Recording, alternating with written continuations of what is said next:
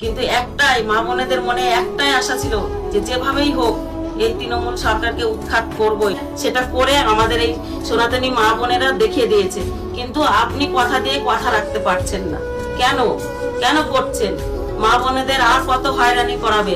মা বোনেদের অল্প করেই দেন না টাকা, 3000 টাকা লাগবে না, আপনি 2000 করেই দেন, কিন্তু প্রত্যেক মা বোন যাতে পায়।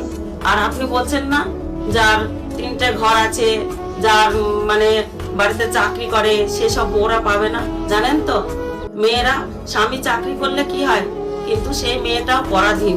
নিজের যদি কোনো ইনকাম না থাকে, সে স্বামী কোটি টাকার ইনকাম হোক না, তবু সেই মেয়ের কোনো দাম থাকে না। 5000 টাকাও যদি কোনো মেয়ের ইনকাম থাকে, তবু সে নিজের কাছে সে স্বাধীন।